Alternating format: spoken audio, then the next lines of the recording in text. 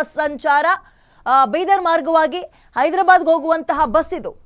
ಯಾವುದೇ ಅಹಿತಕರ ಘಟನೆಗಳಾಗಬಾರದು ಅಂತ ಅಲ್ಲಿ ಕಟ್ಟೆಚ್ಚರವನ್ನು ವಹಿಸಿದ್ದಾರೆ. ಪೊಲೀಸ್ ಭದ್ರತೆಯಲ್ಲೇ ಮಹಾರಾಷ್ಟ್ರದಲ್ಲಿ ಬಸ್ ಸಂಚಾರಗಳು ನಡೀತಾ ಇದೆ. ಬೀದರ್ ಮಾರ್ಗವಾಗಿ ಹೈದರಾಬಾದ್ಗೆ ತೆರಳುವಂತಹ ಬಸ್.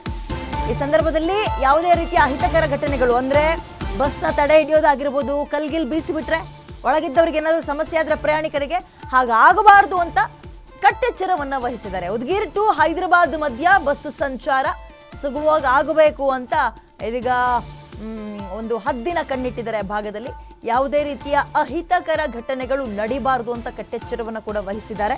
ಸೊ ಪೊಲೀಸ್ ಭದ್ರತೆಯಲ್ಲಿ ಮಹಾರಾಷ್ಟ್ರದ ಬಸ್ ಸಂಚಾರ ಹೇಗೆ ನಡೀತಾ ಇದೆ?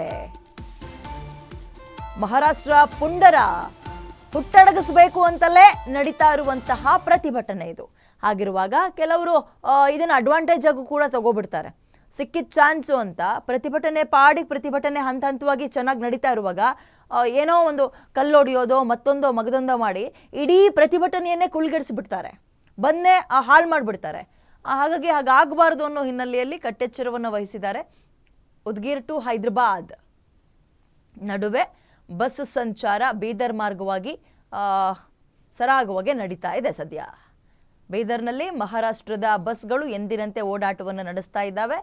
ಇದೀಗ ಉದ್ಗೀರ್ ಟು ಹೈದರಾಬಾದ್ ಇಷ್ಟೊತ್ತು ನಾವು ಹೇಳಿದ್ದು, ಅದರ ಮಧ್ಯ ಬಸ್ಗಳು ಸಂಚಾರವನ್ನು ಆರಂಭ ಮಾಡಿವೆ. ಅದರ ಜೊತೆಯಲ್ಲಿ ಪ್ರಯಾಣಿಕರಿಗೆ ಯಾವುದೇ ರೀತಿಯ ಸಮಸ್ಯೆಗಳು ಆಗಬಾರ್ದು, ತೊಡಕುಗಳು ಉಂಟಾಗಬಾರ್ದು ಅನ್ನೋ ಹಿನ್ನೆಲೆಯಲ್ಲಿ ಒಂದು ಹೆಚ್ಚಿನ ಒಂದು ಸುರಕ್ಷತಾ ದೃಷ್ಟಿಯಿಂದ ಪೊಲೀಸರು ಅಲ್ಲಿ ಅಲರ್ಟ್ ಆಗಿದ್ದಾರೆ.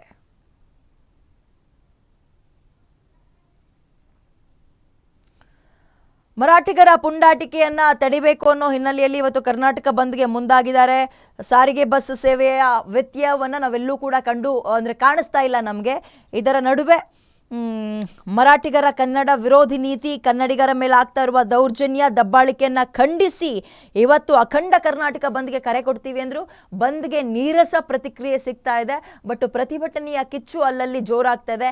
ಪ್ರಮುಖವಾಗಿ ಮಹಾರಾಷ್ಟ್ರದಿಂದ ಬರುವಂತಹ ಬಸ್ಗಳು ನಮ್ಮ ರಾಜ್ಯದ ಹಲವು ಕಡೆ ಓಡಾಡುತ್ತವಲ್ಲ, ಆ ಬಸ್ಗಳಿಗೆ ಯಾವುದೇ ರೀತಿಯ ಸಮಸ್ಯೆ ಆಗಬಾರದು ಅನ್ನೋ ಹಿನ್ನೆಲೆಯಲ್ಲಿ ಪೊಲೀಸರು ಹದ್ದಿನ ಕಣ್ಣಿಟ್ಟು ಸುರಕ್ಷತೆಯನ್ನ ಕೊಡ್ತಾ ಇದ್ದಾರೆ. ಇದು ನಮ್ಮ ಕರ್ನಾಟಕ, ಇದು ನಮ್ಮ ರಾಜ್ಯ. ಅದೇ ನಮ್ಮೂರು ಬಸ್ಗಳು ಆ ಕಡೆ ಹೋದಾಗ ಯಾಕೆ ಇಷ್ಟೊಂದು ಸುರಕ್ಷತೆಯನ್ನ ಕೊಡಲ್ಲ? ಬೇಕಾಬಿಟ್ಟಿ ಯಾಕೆ ಈ ರೀತಿಯ ದೌರ್ಜನ್ಯಗಳು ಪದೇ ಪದೇ ಯಾಕೆ ಆಗ್ತಾ ಇದಾವೆ?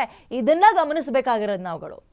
ಆ ಕಡೆಯಿಂದ ಓಡಾಡುವಂತಹ ಬಸ್ಗಳೇನಾದ್ರೂ ಬಂದ್ರೆ, ಏನಾದ್ರೂ ಹೆಚ್ಚು ಕಡಿಮೆ ಆದ್ರೆ ನಮ್ಮೂರಿಗೆ ಅಥವಾ ನಮ್ಮ ರಾಜ್ಯಕ್ಕಲ್ವ ಸಮಸ್ಯೆ, ಕೆಟ್ಟ ಹೆಸರು ಅನ್ನೋ ಹಿನ್ನೆಲೆಯಲ್ಲಿ ಮತ್ತು ಸಾರ್ವಜನಿಕ ಆಸ್ತಿ ಪಾಸ್ತಿ ನಷ್ಟ ಮಾಡಿದಂತಾಗುತ್ತೆ ಅನ್ನೋ ಹಿನ್ನೆಲೆಯಲ್ಲಿ ಪೊಲೀಸರು ಎಷ್ಟೊಂದು ಅಚ್ಚುಕಟ್ಟಾಗಿ ತಮ್ಮ ಕೆಲಸವನ್ನು ನಿರ್ವಹಿಸ್ತಾ ಇದ್ದಾರೆ.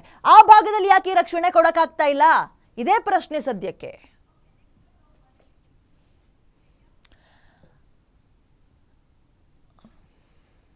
ಏನೋ ಆನೇಕಲ್ನಲ್ಲಿ ಕನ್ನಡ ಪರ ಸಂಘಟನೆಗಳ ಹೋರಾಟ ಹೇಗೆ ನಡೀತಾ ಇದೆ? ನಗರದ ಬಸ್ ನಿಲ್ದಾಣದ ಮುಂಭಾಗ ಪ್ರತಿಭಟನೆಯ ಕಿಚ್ಚು ಸ್ವಲ್ಪ ಜೋರಾಗೇ ಇದೆ. ಕರ್ವೆ ಶಿವರಾಮೇಗೌಡ ಬಣದಿಂದ ಬಂದ್ ಬಂದ್ ಬಂದ್ ಅರೆಬೆತ್ತಲ ಪ್ರತಿಭಟನೆಗೆ ಮುಂದಾಗಿದ್ದಾರೆ. ಅವ್ರನ್ನ ಖಾಕಿ ವಶಕ್ಕೆ